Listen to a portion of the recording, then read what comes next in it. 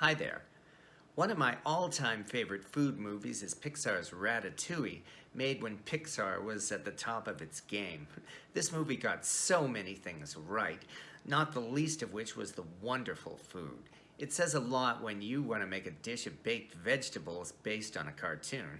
But this, of course, was more than just a cartoon. Like so many others, I was inspired to try making the final dish of ratatouille myself, and of course, I had to find a way to add cast iron to the mix.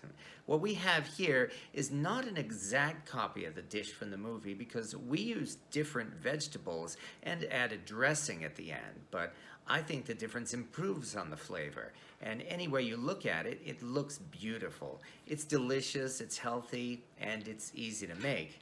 The only drawback, of course, is that it requires a lot of slicing to produce all of those vegetable slices.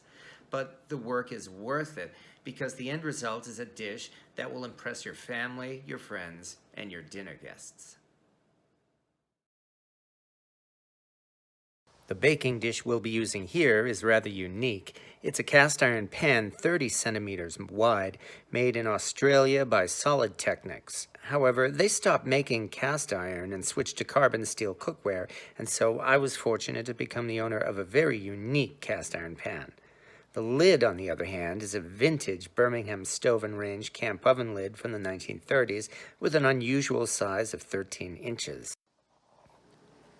This dish is different from your traditional ratatouille in that it's very artistic and attractive as well as delicious. So we choose our vegetables not only for taste but also a different variety of colors. It took some hunting to find different vegetables that were about the same diameter so the slices would be equal in size. That's why we're using Chinese eggplant and daikon radish. And now it's just a matter of slicing all of these vegetables and separating them into their own dishes. Most folks prefer to use a mandolin to quickly slice these, but I enjoy doing it the hard way. You can use any vegetables you want in this dish, and feel free to add the ones that best suit your taste. It never seems to turn out the same way twice, and that's one reason why this is so much fun to make. After all, the whole point of the movie Ratatouille was being original and creative, so you don't have to make this look exactly like the one from the film. These chopped vegetables will be a sauce to coat the pan. Tomatoes can affect the seasoning on a cast iron pan, so to protect the pan, we're laying down a layer of flatbread, specifically tortilla shells. I like wheat flavor, but of course, you can use your favorite. We preheat the oven to 400 degrees, and as the oven is heating up, we bring out a cast iron pan and begin searing tomatoes for our sauce. You can use a sauce from a jar if you want, but you'll be amazed at the difference in flavor if you cook it in a cast iron pan first. After cooking the tomatoes to reduce the liquid, we add our peppers, garlic, and onions, and mix in our spices, namely Italian seasoning with extra oregano, basil, and after mixing it together, add some smoked paprika. Then we cook it and reduce it until we have a thick tomato sauce.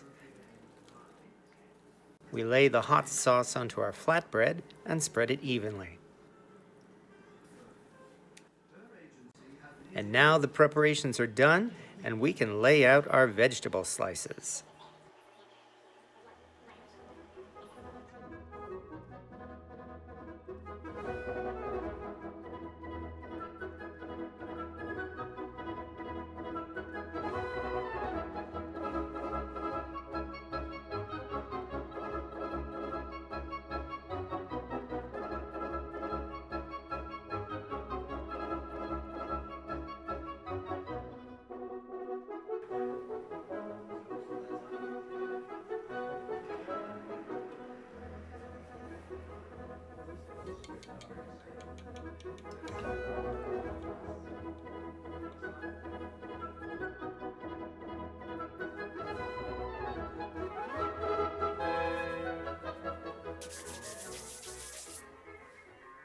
And even though the cast iron lid was made nearly a century earlier and 12,000 miles away from the pan, it fits the pan almost perfect.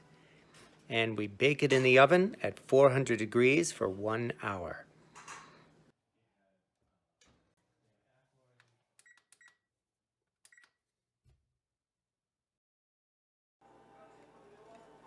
While waiting for the dish to cook, there's plenty of time to take care of the leftovers. Whenever you make ratatouille, there always seems to be a ton of leftover vegetable slices, and that's good news because it means we can make another ratatouille. However, this one is being done in the traditional manner by stir-frying the vegetables together until they're good and soft. In this case, we have enough extra tomato slices to mix into the dish, though of course you can just add some tomato sauce if you need more. Then we mix in the same spices, namely Italian seasoning, oregano, thyme, and top it off with more smoked paprika. Can you tell I really love this stuff?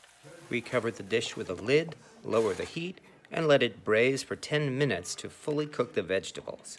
And at this point, it only takes a minute or so to prepare the dressing for our ratatouille, which is nothing more than olive oil, balsamic vinegar, and a little bit of thyme.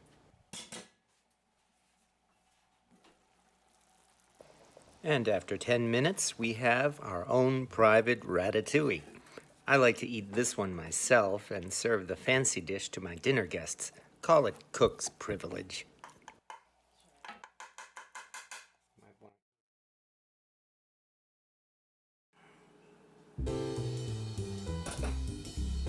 And after baking for an hour, our ratatouille is ready to serve. Here we have a beautiful centerpiece for our dinner, one that might even satisfy Anton ego. But more importantly, it should please your dinner guests.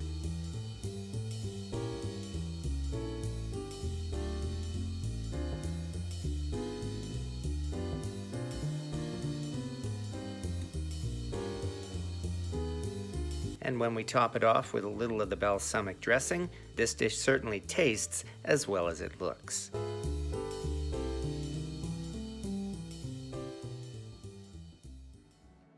I was very pleased with how this one turned out, especially when sampling both the original stewed ratatouille and the baked dish. And I was surprised to discover the ratatouille provençal was very good, and I'd gladly make it for any dinner guest. But the baked ratatouille was actually better. The flavor stood out more, and I can only guess that because the vegetables weren't mixed together, each slice of vegetable was able to retain its flavor, and they blended together and had a solid but very soft texture. My dinner guest described it as like a fall-off-the-bone chicken type of consistency, and I really enjoyed that. But I think the balsamic dressing really brought this to the next level, and the result is a dish I'm proud to present to you here. I do hope you've enjoyed this, and you may want to try it yourself. Thanks to Pixar for giving us such a wonderful movie, and thank you very much for watching.